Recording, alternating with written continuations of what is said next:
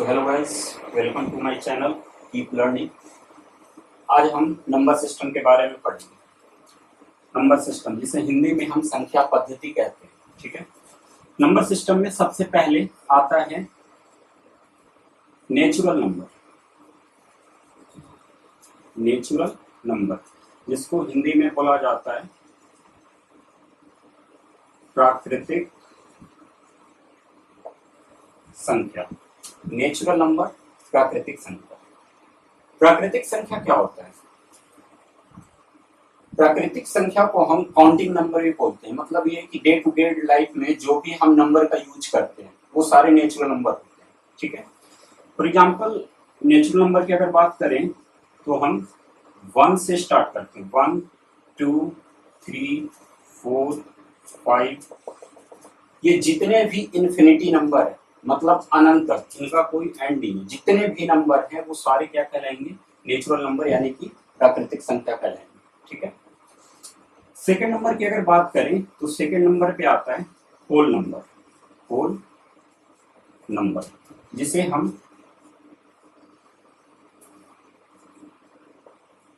पूर्ण संख्या कहते हैं। हिंदी में इसको बोला जाता है पूर्ण संख्या और इंग्लिश में कहते हैं इसे होल नंबर। होल नंबर क्या होता है? When zero is include in natural number, यदि जब हम जीरो को नेचुरल नंबर में इंक्लूड कर देते हैं तो उसके बाद वो होल नंबर बन जाता है, यानी कि पूर्ण संख्या बन जाता है। जैसे नेचुरल नंबर था हमारा 1 से 1 2 3 4 ये इंफिनिटी तक था। अब इसमें हम क्या करते हैं कि जीरो को इंक्लूड कर देते हैं। जब नेचुरल नंबर में जीरो इंक्लूड हो जाएगा तो ये पूरा हमारा होल नंबर यानी कि पूर्ण संख्या कहलाएगा। अब देखो यहाँ से दो सवाल आते हैं, दो क्वेश्चंस पूछे जाते हैं। पहला क्वेश्चन तुम्हारा आएगा कि ऑल नेचुरल नंबर इज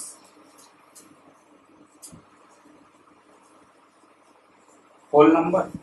क्या सभी प्राकृतिक संख्या पूर्ण संख्या होती है? क्या सभी नेचुरल नंबर होल नंबर होते हैं? तो चलो एक बार देखते हैं। नेचुरल नंबर जो था हमारा वो 1 से स्टार्ट था। 1 2 3 4 5 ये इंफिनिटी तक था। अब इसमें हमने क्या किया, देखो ये हमारा नेचुरल नंबर था। क्वेश्चन हमसे कहा गया है कि all natural number is whole number. क्या सभी नेचुरल नंबर होल नंबर हो सकते हैं? यहाँ पे इज नहीं आर होगा, ठीक है। All natural number are whole number, तो हम बोलेंगे यस, सभी नेचुरल नंबर होल नंबर होंगे।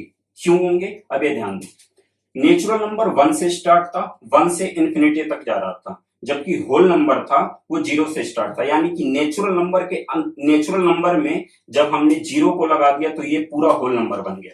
तो यहाँ पे एक बार ध्यान देना कि यहां से यहां तक ये पूरा क्या है? होल नंबर है। और इस होल नंबर के बीच में यहां से यहां तक नेचुरल नंबर आ रहा है। होल नंबर 0 से इंफिनिटी तक था, नेचुरल नंबर 1 से इंफिनिटी तक था। तो 0 से इंफिनिटी के बीच में 1 से इंफिनिटी आ रहा है, यानी कि होल नंबर के अंदर नेचुरल नंबर आ रहा है। तो इसका आंसर होगा कि all natural number are whole number. तो हम लिखेंगे यस, हाँ, सभी नेचुरल नंबर होल नंबर हो सकते हैं, ठीक है। अब यहां से क्वेश्चन को थोड़ा सा अपोजिट कर दो। अब जो तुम्हारा क्वेश्चन होगा वो होगा ऑल होल नंबर आर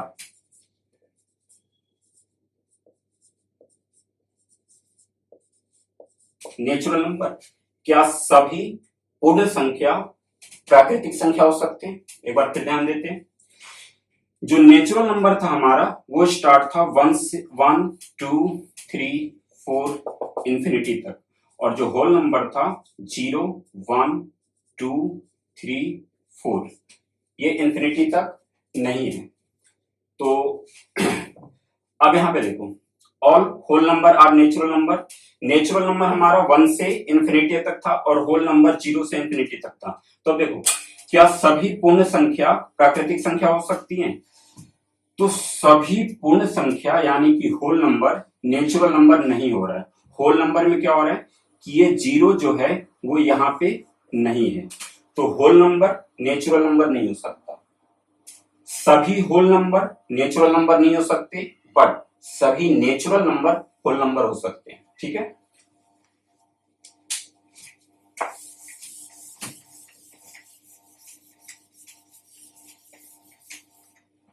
अब सेकेंड नंबर पे आता है इंटीजर्स।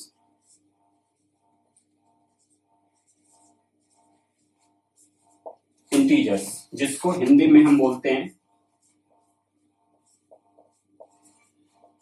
पूर्णांक। इंटीजर्स पूर्णांक। अब इंटीजर्स क्या होता है, पूर्णांक क्या होता है? All positive and negative number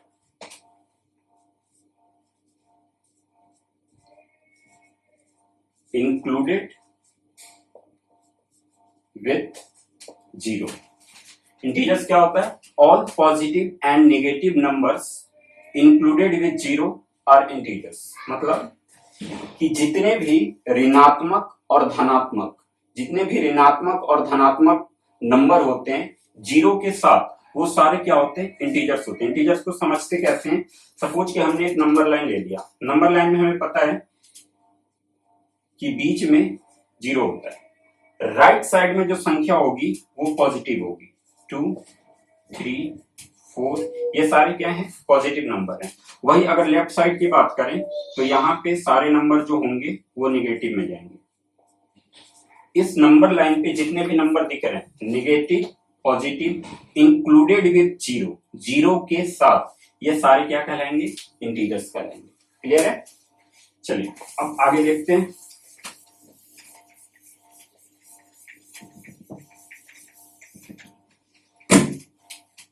अगला आता है फोर्थ नंबर पे इवन नंबर, यानी कि इसको हिंदी में कहा जाता है सम संख्या। इवन नंबर, सम संख्या। इसका डेफिनेशन हम ये कहेंगे कि all natural number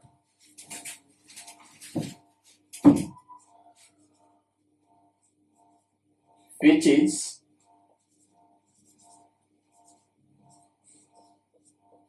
exactly divisible by 2. All natural number which is exactly divisible by 2.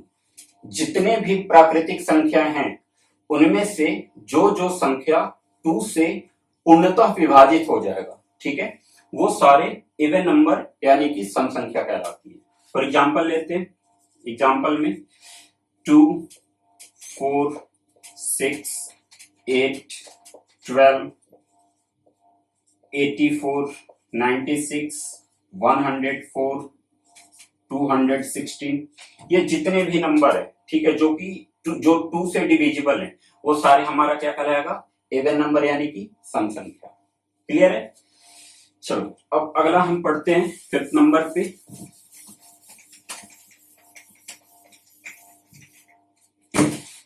Odd number.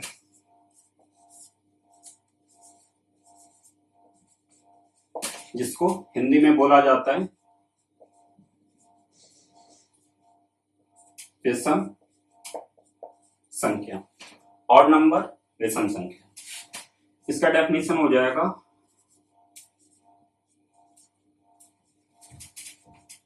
all natural number which is not exactly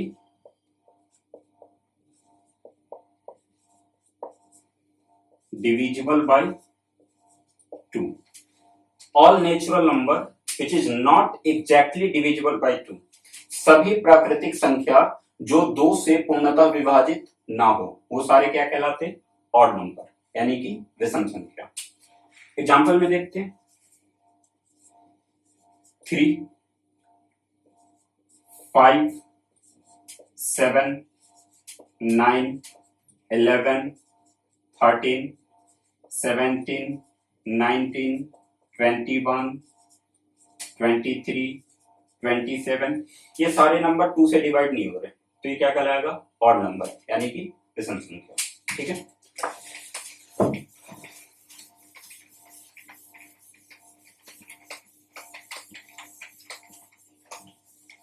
six number पे आता है प्राइम नंबर।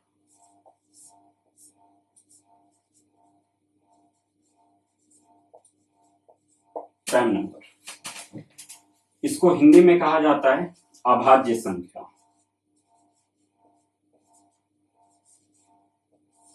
अभाज्य संख्या, प्राइम नंबर, अभाज्य संख्या। प्राइम नंबर क्या होता है? अभाज्य संख्या हम किसे कहते हैं?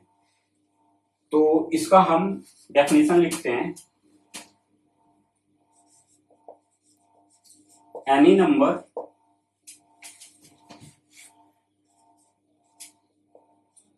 which has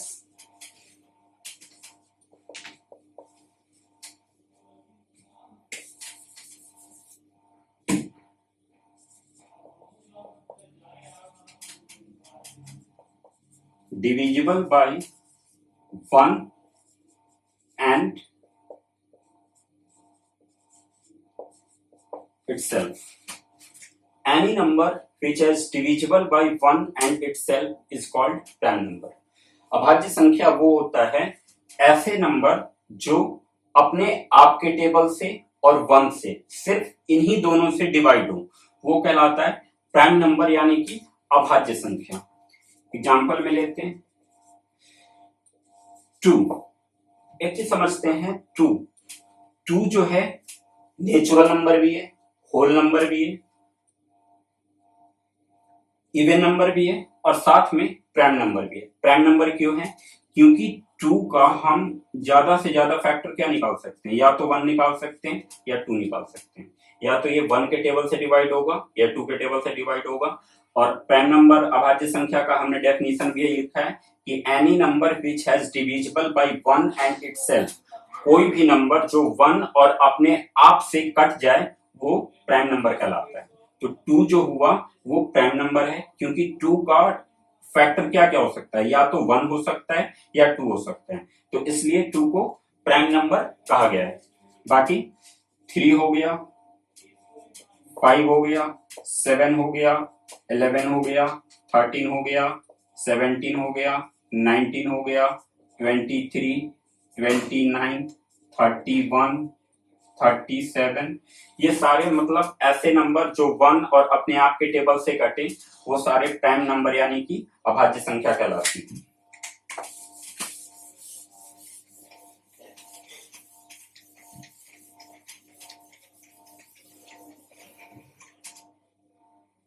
सिक्स नंबर पे आता है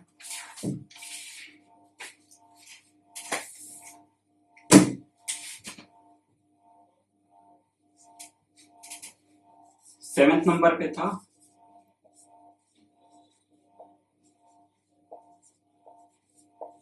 कोप्राइम नंबर, जिसको हम हिंदी में कहते हैं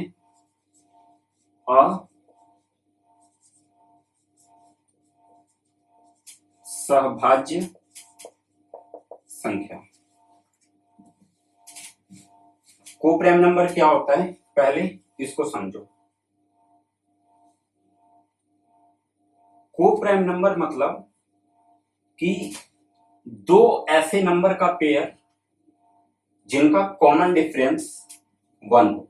ठीक है, जैसे हम बात करते हैं 2 और 3। अगर 2 के फैक्टर की बात करें तो इसका 1 और 2 ये दो ही फैक्टर हो सकता है। 3 के फैक्टर की बात करें तो इसका 1 और 3 ये दो फैक्टर हो सकता है। कॉमन फैक्टर मतलब कि जैसे देखो 2 और 3, ठीक है, इन दोनों के बीच में कॉमन फैक्टर क्या आ रहा है? 1 आ रहा है। 2 के पास भी 1 है, 3 के पास भी 1 है, जबकि ये और ये दोनों क्या हैं? अलग अलग संख्या है। ठीक है, तो कॉमन जो फैक्टर आ रहा है इसका 1 और 1 आ रहा है। तो दो नंबर के सेट जिसका कॉमन फैक्टर सिर्फ 1 हो, यानी कि हम ये कह सकते हैं कि उसका HCF हाईएस्ट कॉमन फैक्टर 1, वो सारे क्या कहलाएंगे? Coprime number. एग्जांपल में देख लेते हैं, जैसे 5 हो गया, 7 हो गया, 9, 11 हो गया, 13, 17 हो गया। ये सब सारे क्या है? कोप्राइम नंबर है, सह-अभाज्य संख्या जिनके कॉमन फैक्टर 1 हो। कॉमन फैक्टर मतलब कि ऐसे दो नंबर जिनको अलग अलग फैक्टर करें तो कोई एक ही नंबर ऐसा होगा जो दोनों में आएगा, वो कॉमन फैक्टर कहलाता है।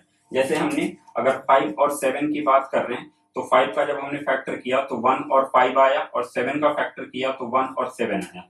तो देखो 1 जो है इन दोनों में कॉमन आ रहा है, ठीक है, तो इसलिए 1 जो होगा इसका कॉमन फैक्टर होगा, और इस हिसाब से ये कहलाएगा कोप्राइम नंबर, यानी कि सह-अभाज्य संख्या।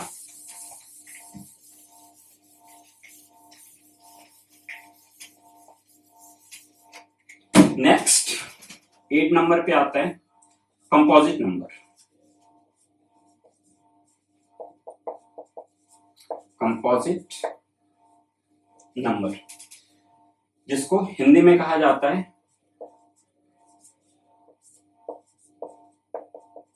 भाज्य संख्या, ठीक है। कंपोजिट नंबर भाज्य संख्या, ये क्या होता है? जैसे एक हमने इससे पहले पढ़ा था प्राइम नंबर, ठीक है, और ये है कंपोजिट। प्राइम नंबर हमने क्या पढ़ा था कि जिसका कॉमन फैक्टर 1 और जो 1 और अपने आप के टेबल से कटे वो प्राइम नंबर कहलाता था, यानी कि उसमें दो ही फैक्टर थे, या तो 1 या फिर अपने आप का टेबल इटसेल्फ, ठीक है। उसी तरीके से यह है कंपोजिट नंबर, यानी कि भाज्य संख्या। कंपोजिट नंबर क्या होता है? जिसका कॉमन फैक्टर 1 इटसेल्फ के अलावा कोई भी एक और फैक्टर, जैसे इसको ऐसे समझो, एक एग्जांपल लेता हूं मैं 4, ठीक है। 4 का फैक्टर क्या क्या हो सकता है? 1, 2, 4। एक तो 1 से कटा, एक अपने आप के टेबल से कटा 4 से, और इसके अलावा किसी एक टेबल से और कट गया, ठीक है। तो इसलिए 4 जो होगा वो कंपोजिट नंबर कहलाएगा। कंपोजिट नंबर फिर से रिपीट करता हूं, कंपोजिट नंबर वो नंबर कहलाते हैं जिनका फैक्टर 1 इटसेल्फ के अलावा कोई एक नंबर से और डिवाइड हो जाए, वो कहलाता है कंपोजिट, यानी कि भाज्य संख्या। फॉर एग्जांपल 9 ले लो, 9 में क्या क्या फैक्टर हो सकता है? 1 हो सकता है, 3 हो सकता है और 9 हो सकता है। तो जैसे 1 और इटसेल्फ, 1 और अपने आप के टेबल से तो कट ही रहा है, इसके अलावा ये एक और टेबल यानी कि 3 से कट रहा है, तो 9 जो होगा वो क्या होगा? कंपोजिट नंबर होगा। क्लियर हो गया? अब नेक्स्ट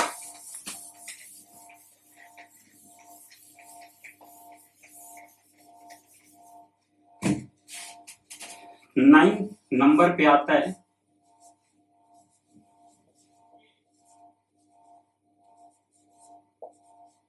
रेशनल नंबर, परिमेय संख्या। रेशनल नंबर, परिमेय संख्या, ये क्या होता है? तो इसका हम एक डेफिनेशन लेते हैं, it can B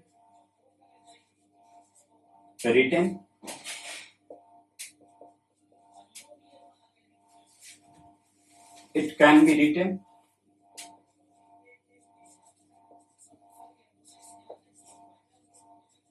in the form of P by Q, where P and Q are integers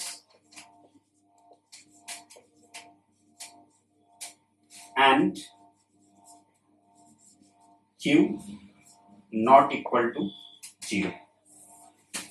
rational number समझना बहुत जरूरी है। रेशनल नंबर क्या होता है? परिमेय संख्या। It can be written in the form of p by q where p and q are integers and q not equal to 0। अब देखो, कोई भी संख्या को p by q के रूप में लिखा जा सके। p by q के रूप में मतलब कि जैसे हमने 2/7 लिखा, ठीक है। It can be written in the form of p by q where p and q are integers and q not equal to 0। 2/7, suppose कि 2 को हम p का मान लेते हैं और 7 को हम q की वैल्यू मान लेते हैं। 2/7 यानी कि p by q, ये p by q के रूप में आ रहा है। 2/7 p by q के रूप में आ रहा है।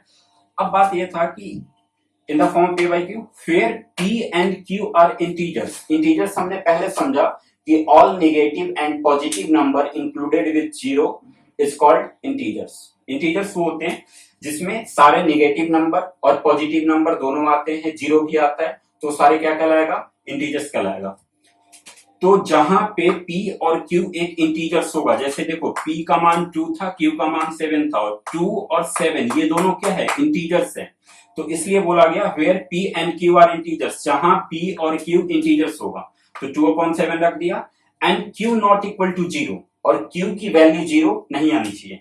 q जैसे p/q था, ठीक है। p जो है वो क्या है? नॉमिनेटर है, और q जो है वो डिनोमिनेटर है। ये फ्रैक्शन होता है ना, जैसे जो भी अपॉन में लिखा जा सके वो क्या कहलाता है? फ्रैक्शन कहलाता है। फ्रैक्शन में दो चीजें होती है, ऊपर वाला जो हिस्सा होता है वो नॉमिनेटर कहलाता है, और नीचे वाला जो हिस्सा होता है वो डिनोमिनेटर कहलाता है, ठीक है। तो रेशनल नंबर में डिनोमिनेटर कभी 0 नहीं होना चाहिए। सपोज कि हमने 2/0 लिखा, ठीक है, तो यहाँ पे q की वैल्यू क्या आ गई? 0 आ गई, तो इसलिए ये रेशनल नंबर नहीं होगा, ठीक। 3/5 अगर लेते हैं, 3/5, 3 जो है और इंटीजर्स है और 5 भी इंटीजर्स है। ये p के जगह पे और ये q के जगह पे, तो p by q के रूप में आ रहा है, और q की वैल्यू 0 भी नहीं है, तो 3/7 जो होगा वो क्या होगा? इंटीजर्स, वो रेशनल नंबर होगा, ठीक है।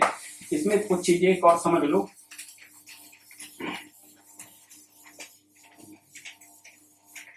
एक क्वेश्चन आता है कि क्या 0 रेशनल नंबर है? Is 0 rational number? तो समझते हैं। रेशनल नंबर का हमने ये समझा कि जिसे p/q के रूप में लिखा जा सके, और जहां पे q की वैल्यू 0 ना हो। सपोज कोई भी नेचुरल नंबर आप लिख लो, सपोज करो कि 5 हमने लिख लिया, ठीक है। कोई भी नेचुरल नंबर के नीचे, नेचुरल नंबर नहीं, होल नंबर कह सकते हैं, कि कोई भी होल नंबर के नीचे हमेशा 1 छुपा हुआ रहता है, ठीक है। क्योंकि 1 एक ऐसा संख्या है कि जिससे किसी भी संख्या को मल्टीप्लाई और डिवाइड करे तो वही संख्या आएगा, ठीक। इसलिए किसी भी होल नंबर के नीचे 1 लगा हुआ रहता है, चाहे वो लिखा हो या नहीं लिखा हो, 1 ये रहेगा ही रहेगा। तो बात करते हैं 0 की, कि 0 क्या रेशनल नंबर है या इरेशनल नंबर है? 0, जैसे मैंने भी बोला कि कोई भी होल नंबर हो उसके नीचे 1 हमेशा लगा रहेगा, ठीक है। तो चलो इसके नीचे हम 1 लगा देते हैं, क्योंकि 1 तो है। 1 से 0 को डिवाइड करेंगे तो क्या होगा? 0 होगा, ठीक है। अब 0 जो हुआ वो p की वैल्यू हो गया, और 1 जो हुआ वो q की वैल्यू हो गया। p/q के रूप में भी आ गया। और इसका एक और कंडीशन ये था कि q not equal to 0, q की वैल्यू 0 नहीं होनी चाहिए। यहां पे q की वैल्यू क्या है? 1 है, ठीक है। 0 p की वैल्यू है, लेकिन रेशनल नंबर में ये नहीं कहा गया है कि p की वैल्यू 0 नहीं होना चाहिए। रेशनल नंबर हमसे ये कहता है कि it can be written in the form of p by q where p and q are integers and q not equal to 0, ठीक है। मतलब कि हम उसे p/q के रूप में लिख सकते हैं, जहां पे p और q एक इंटीजर्स होगा और q का मान 0 नहीं होगा, ठीक है। तो 0 की बात हो रही थी ना, तो 0 के नीचे 1 तो हम लगा सकते हैं ना।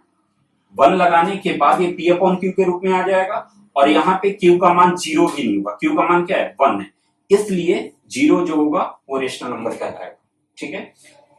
इसमें एक कंफ्यूजन और होता है, पाई, इसको बोला जाता है पाई।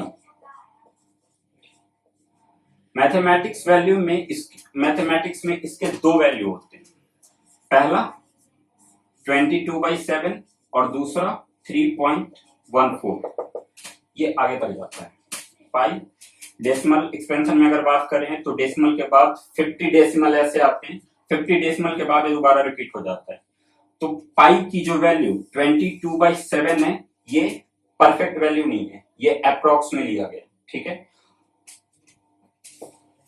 तो जब सिर्फ पाई की बात हो कि पाई इज रेशनल नंबर तो हम बोलेंगे नो, पाई रेशनल नंबर नहीं होगा। रेशनल नंबर वही हो सकता है जिनकी कोई परफेक्ट वैल्यू आ जाए, यानी कि अगर हम डेसिमल में किसी संख्या को डिवाइड करें और 3-4 संख्या के बाद, डेसिमल के 3-4 संख्या के बाद संख्या पूरा पूरा डिवाइड हो जाता है तो रेशनल नंबर कहलाएगा, ठीक है।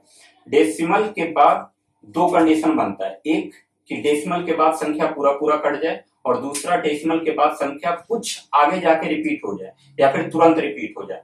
जब रिपीटेड संख्या होगा तो रेशनल नंबर नहीं कहलाएगा। हाँ, जो एग्जैक्ट वैल्यू कट जाए, ठीक है, वो हमारा रेशनल नंबर कहलाएगा। तो हमने अभी सीखा कि पाई की जो ये दोनों वैल्यू लिया गया है ये अप्रॉक्स में लिया गया है, मतलब कि ये हमारी एग्जैक्ट वैल्यू नहीं है। ये एग्जैक्ट वैल्यू होती तो पाई रेशनल नंबर कहलाता, बट 22/7 और 3.14 ये दोनों अप्रॉक्स वैल्यू है, इसलिए पाई रेशनल नंबर नहीं है। लेकिन एक तो पाई का कंफर्म हो गया कि पाई कभी रेशनल नंबर नहीं हो सकता, बट अगर डायरेक्ट ये बोल दिया जाए कि 22/7 ये रेशनल नंबर होगा कि नहीं होगा। अब हमें ये पता है कि 22/7 जो है वो पाई की वैल्यू है, ठीक है। अब इन दोनों में डिफरेंस को समझ लो। एक क्वेश्चन डायरेक्ट तुमसे पाई के लिए पूछेगा कि pi is a rational number, तो हम बोलेंगे कि नहीं, पाई रेशनल नंबर नहीं है। But 22/7 is a rational number, तो यस 22/7 रेशनल नंबर होगा, क्योंकि ये पाई से संबंधित अब नहीं है। यहाँ पे पाई से संबंधित कब होता, जब पाई का मेंशन किया गया होता क्वेश्चन में, बट पाई का मेंशन नहीं है। सिर्फ हमसे ये पूछ रहा है कि 22/7 रेशनल नंबर है या नहीं है, तो हम बोलेंगे कि हाँ 22/7 रेशनल नंबर है। क्यों है? क्योंकि 22 पी की वैल्यू हो गई और 7 क्यू की वैल्यू हो गई, ठीक है। और रेशनल नंबर में हमसे ये कहा गया है कि क्यू की वैल्यू 0 नहीं होनी चाहिए, लेकिन यहाँ पे क्यू की वैल्यू 0 नहीं है, क्यू की वैल्यू क्या है 7 है, तो इसलिए 22/7 रेशनल नंबर होगा, बट पाई जो होगा वो रेशनल नंबर नहीं होगा। क्लियर है? अब नेक्स्ट इरेशनल नंबर।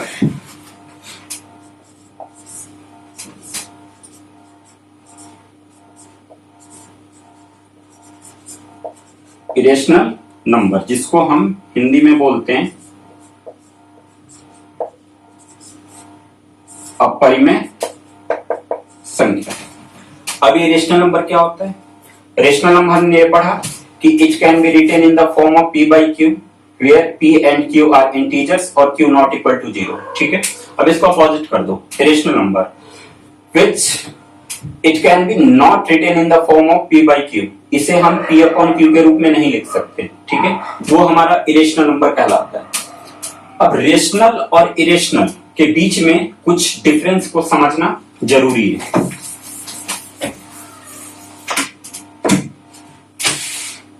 देखो यहां पे हम लिख लेते हैं रेशनल और यहां पे लिख लेते हैं इरेशनल। रेशनल वो था जो p अपॉन q के रूप में हो और q की वैल्यू 0 नहीं हो, ठीक है। इरेशनल वो है जो p अपॉन q के रूप में नहीं हो, ठीक।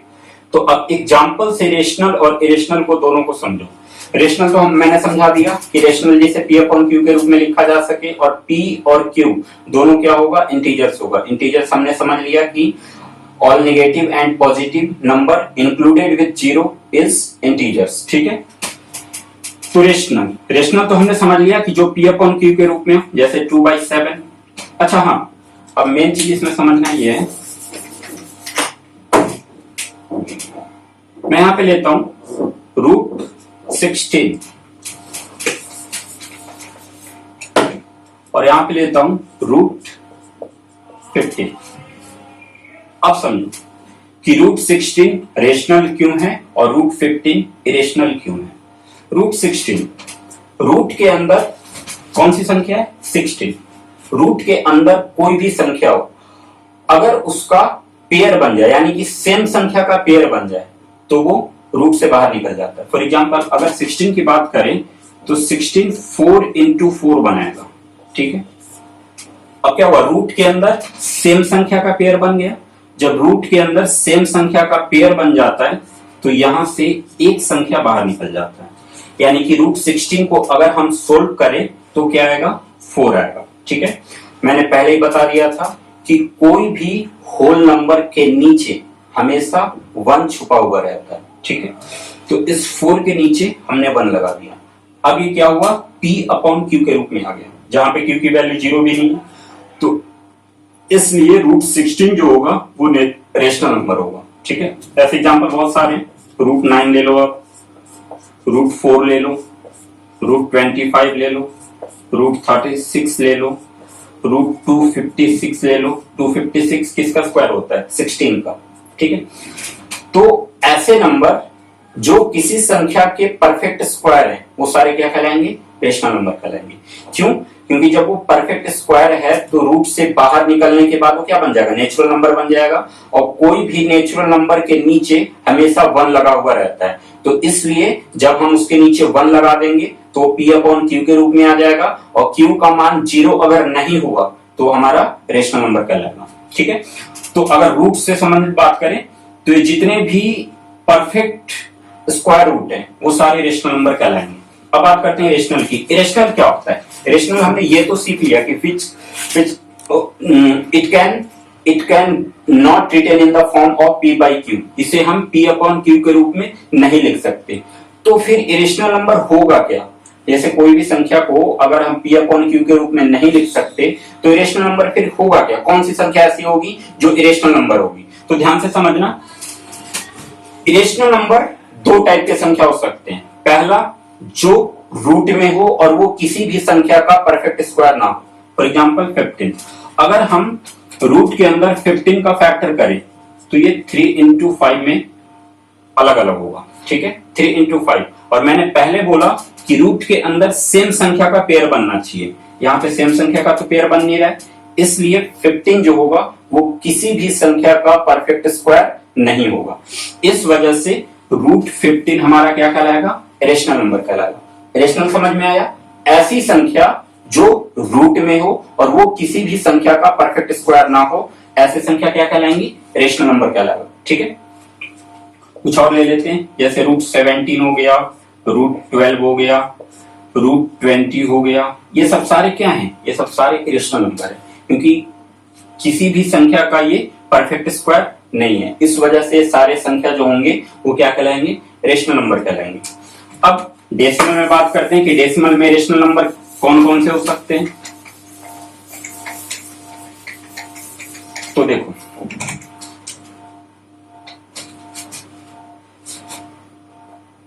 पहले मैं संख्या लेता हूं 1/11, फ्रैक्शन में 1/11। अगर इसको अभी देखें, ये फ्रैक्शन में देखें तो ये रेशनल नंबर दिख रहा है, ठीक है, P अपॉन Q के रूप में भी है और Q का मान 0 भी नहीं है, तो ये क्या कहलाएगा, रेशनल नंबर कहलाएगा। बट अगर रेशनल नंबर इसे बनाना हो तो कैसे बनाएंगे, हम क्या करेंगे कि 11 से 1 को डिवाइड कर देंगे, ठीक है। चूंकि 11 से 1 क्या है, छोटा है, तो डिवाइड होगा नहीं। तो ऐसे कंडीशन में क्या करते हैं, यहाँ पे हम एक पॉइंट ले लेते हैं। डिवाइड का रूल हमसे ये कहता है कि एक पॉइंट के बदले सिर्फ एक 0 लगा सकते हो, वो 0 आगे तक बढ़ता जाएगा, जहां तक संख्या कट ना जाए या फिर रिपीट ना हो जाए, तो वो 0 आगे तक बढ़ता जाएगा। जब यहाँ पे हमने एक डेसिमल लिया, यानी कि एक पॉइंट लिया, तो इस पॉइंट के बदले यहाँ पे एक 0 आ गया। पॉइंट के बदले हमेशा एक 0 लेना है, ध्यान रखना है। लेकिन अभी हम ये देख रहे हैं कि ये क्या है, अभी भी ये छोटा है, 11 से 10 जो है अभी भी छोटा है। तब हमें क्या, हमें एक और 0 की जरूरत पड़ेगी, जब तो हम इससे बड़ा कर पाएंगे। तो देखो, पॉइंट के बदले तो मैंने बोला अभी कि पॉइंट के बदले सिर्फ एक ही 0 ले सकते हो, जो कि हमने ले लिया, बट हमें एक और 0 की जरूरत है। तो ऐसे कंडीशन में क्या करते हैं कि जब डिवाइडेंट अगर डिवाइजर से छोटा हो, डिवाइडेंट अगर डिवाइजर से छोटा हो जाए, तो इसको इससे बड़ा बनाने के लिए अगर किसी 0 की हमें जरूरत हो तो हम क्या करेंगे कि पहले हम क्वाड्रेंट में यहाँ पे एक जीरो लेंगे, तब यहाँ पे एक दूसरा जीरो हम बैठाएंगे। मतलब ये हुआ कि पॉइंट के बदले तो सिर्फ एक ही जीरो जाएगा, बट एक जीरो लेने के बाद भी इससे ये संख्या छोटी हो रही थी, इसलिए इस संख्या को बड़ा बनाने के लिए पहले हमने यहाँ पे एक जीरो लिया, इस जीरो को लेने के बाद हम यहाँ पे जीरो बैठाएंगे। ठीक है, अब ये क्या बन गया, 100 बन गया। 11 से 100 को डिवाइड करो तो कितने बार में जाएगा, 9 बार में 99। ठीक है, अब यहां से क्या आ गया, 1, ये कैंसिल हो गया, ये भी कैंसिल हो गया, फिर से 1 आ गया यहाँ। चूंकि यहाँ पे पॉइंट ऑलरेडी लगा हुआ है तो इस पॉइंट के बदले एक जीरो आ जाएगा। मैंने बोल दिया था कि पॉइंट के बदले हमेशा एक एक जीरो लोगे, और वो एक एक जीरो जब एक एक स्टेप आगे बढ़ते जाएगा तो एक एक जीरो ऑटोमेटिक लगता जाएगा। ठीक है, तो इस पॉइंट के बदले तो हमने एक जीरो ले लिया, बट 11 से 10 अभी भी छोटा हो रहा है, तो फिर हम यहाँ पे एक जीरो लेके दूसरा जीरो यहाँ पे बैठाएंगे, तो फिर ये 100 हो गया। तो 11 से फिर इसको डिवाइड करेंगे तो 9 बार में 99, फिर इसका रिमाइंडर 1 आएगा, ये कैंसिल हो गया। अब इसमें एक चीज हम देख रहे हैं कि अगर पॉइंट के बदले फिर यहाँ पे एक जीरो लें, अभी भी इससे छोटा है, फिर इसको बड़ा बनाने के लिए एक जीरो लेके फिर यहाँ पे जीरो लें, तो फिर ये 9 बार में 99 कट गया। मतलब कि क्या, ये संख्या रिपीटेड है, रिपीट हो रही है 09 09 09। तो संख्या रिपीट कौन सी हो रही है, 09। तो हम इसको लिख देंगे जीरो, हमेशा पॉइंट के पहले एक जीरो ले लिया करो, 0.09। चूंकि 09 संख्या जो था वो क्या हो रहा था, रिपीट हो रहा था। तो इस रिपीटेड संख्या को रोकने के लिए हम क्या करते हैं कि इसके ऊपर एक छोटी सी लाइन खींच देते हैं। जो संख्या रिपीट हो रहा है, ध्यान रहे ये लाइन वो दोनों संख्या को कवर करना चाहिए। ठीक है, ये दोनों संख्या रिपीटेड था, इसलिए लाइन जो है ये दोनों संख्या को कवर कर लिया। इस लाइन को हम बोलते हैं बार, इसे बोला जाता है बार, BAR, इसे बोला जाता है बार।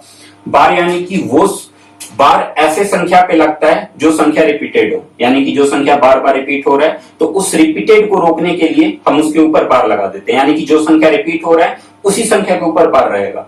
बार ये इंडिकेट करेगा कि ये संख्या रिपीट होता जा रहा है। ठीक है, तो देखो जब 1/11 की बात किया था तो 1/11 डेसिमल एक्सपेंशन से पहले ये रेशनल नंबर था। ठीक है, बट जब हमने इसका डेसिमल एक्सपेंशन निकाल दिया तो डेसिमल निकालने के बाद ये बन गया 0.09 और 09 पे बार है। 09 पे बार है मतलब कि 09 09 09 ये संख्या क्या हो रहा है, रिपीट हो रहा है। ठीक है, तो ऐसे संख्या जो रिपीटेड हो, जब संख्या रिपीट हो जाता है तो वो किस में चला जाता है, वो पहुंच जाता है रेशनल नंबर में। क्लियर, चलो एक और एग्जांपल की बात करते हैं।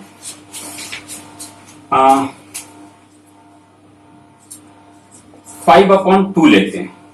ठीक है, अब ये क्या है, अभी तो रेशनल है ये, चूंकि P/Q के रूप में। ठीक, अब इसको डेसिमल में ले जाते हैं तो 2 से हम 5 को क्या कर देंगे, डिवाइड कर देंगे। चूंकि 5 जो है वो 2 से बड़ा है तो यहाँ पे पॉइंट वगैरह लेने की कोई जरूरत नहीं है, हम डायरेक्ट 2 बार में यहाँ पे 4 लगा देंगे। ठीक है, माइनस किया, 5 में से 4 माइनस 1 बच गया। अब क्या होगा, यहाँ पे पॉइंट लेंगे और पॉइंट के बाद यहाँ पे 0 ले लिया तो एक 10 बन गया, और 2 5 जा 10, ये कट गया। अब इन दोनों में अंतर समझ लो, जब ये संख्या फ्रैक्शन में था तो फ्रैक्शन में जब था तो ये रेशनल नंबर कहला रहा था, बट जब इसका हमने डेसिमल निकाला तो डेसिमल निकालने के बाद ये पता चला कि ये संख्या रिपीटेड हो रही है, यानी कि रिपीट हो रही है बार बार। तो जो रिपीटेड संख्या होगी वो किस में चली जाएगी, रेशनल नंबर में चली जाएगी। बट जब किसी फ्रैक्शन को हम डेसिमल में करें और डेसिमल में करने के बाद आफ्टर डेसिमल ये पूरा डिवाइड हो जाए, जैसे पॉइंट ये डेसिमल के बाद 5, ये क्या हुआ, पूरा डिवाइड हो गया। ठीक है, तो जब डेसिमल के बाद संख्या पूरी तरीके से कट जाए यानी कि एग्जैक्टली डिविजिबल हो, तब ऐसे कंडीशन में ये क्या कहलाएगा, रेशनल कहलाएगा। ठीक है, रेशनल में अंतर समझ में आ गया। रेशनल का मतलब कि जो P/Q के रूप में हो, जहां पे P और Q क्या हो, इंटीजर्स हो, और Q नॉट इक्वल टू 0 हो, ऐसे संख्या रेशनल कहलाएगी।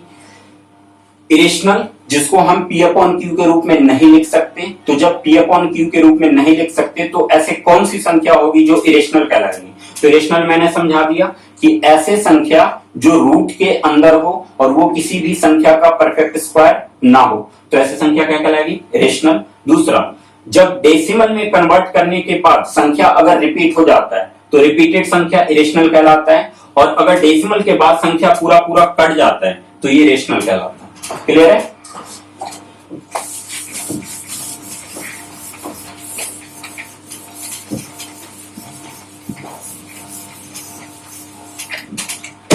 अब एक आता है 11 नंबर पे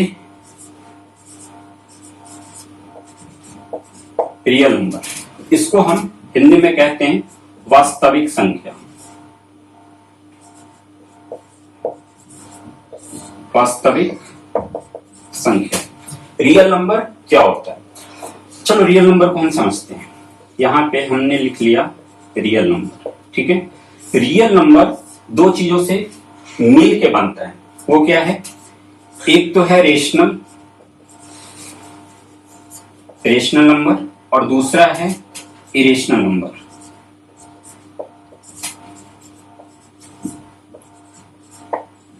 जो रियल नंबर होता है वो रेशनल और इरेशनल दोनों को मिला के रियल नंबर बनता है, ठीक है। ये छोटा सा डेफिनेशन था, बस इसको अभी फिलहाल ऐसे समझ लो कि रियल नंबर क्या होगा।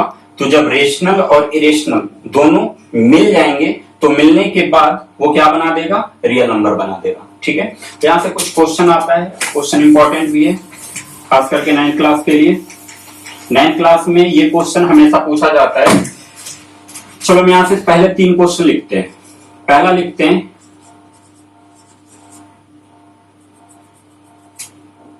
All rational number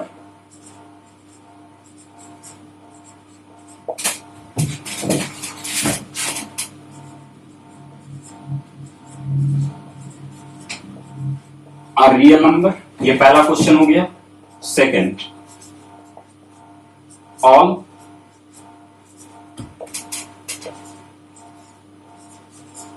irrational number are real number. और थर्ड क्वेश्चन हो गया all real number are rational और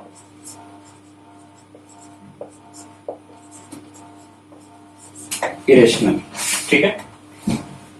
पहले फर्स्ट पे ध्यान दो। पहला है all rational number are real number. क्या सभी रेशनल नंबर रियल नंबर होते हैं? चलो हम इसको एक एग्जांपल से समझते हैं। ये सपोज एक घर बना लो, हाउस। ये है हमारा हाउस, इसका हमने नाम दे दिया रियल नंबर। एक घर है, हाउस है, जिसका हमने नाम दे दिया रियल नंबर। इस घर के अंदर हमने 2 छोटे छोटे कमरे बनाए, ठीक है, जिसमें एक कमरे का नाम दे दिया रियल नंबर रेशनल नंबर और दूसरे कमरे का नाम दे दिया रेशनल नंबर। हमने इससे पहले ही समझ लिया कि रियल नंबर जो होता है वो रेशनल और इरेशनल दोनों को मिलके बनाता है, ठीक है। तो रेशनल और इरेशनल दोनों को मिलके क्या बनाता है? रियल नंबर बनाता है। तो अब इसको ऐसे समझो। पहला था all rational number are real number. क्या सभी रेशनल नंबर रियल नंबर हैं? तो देखो यहां पे ध्यान दो। रियल नंबर हमारा पूरा घर था जिसके अंदर 2 छोटे छोटे कमरे थे। एक का नाम हमने रेशनल रखा था, दूसरे का नाम इरेशनल रखा था। तो हम ये देख रहे हैं कि all rational number are real number.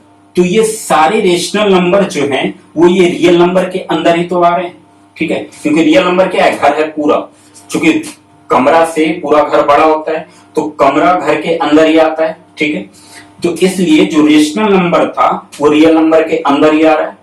तो इसलिए ये सारे जो रेशनल नंबर होंगे वो रियल नंबर कहलाएंगे। तो इसका हो जाएगा ट्रू, यानी कि ये बिल्कुल सही है। सेकंड पॉइंट पे आते हैं। All irrational number are real number. क्या सभी इरेशनल नंबर रियल नंबर होते हैं? तो बिल्कुल, जैसे हमने इसको समझा था वैसे इसको भी समझ लेते हैं। एक दूसरा कमरा था जिसका नाम रखा था हमने इरेशनल नंबर, ठीक है। और ये जो इरेशनल नंबर है वो रियल नंबर के अंदर ही आ रहा है। तो सारे इरेशनल नंबर क्या हो जाएंगे? रियल नंबर हो जाएंगे। तो ये भी ट्रू होगा, ठीक।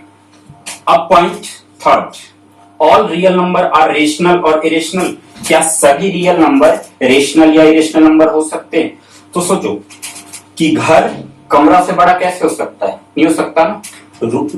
जो हाउस होगा वो जब भी रहेगा तो क्या होगा, रूम से बड़ा ही होगा, ठीक है। तो सारे रियल नंबर जो हैं वो रेशनल और इरेशनल नहीं हो सकता ना।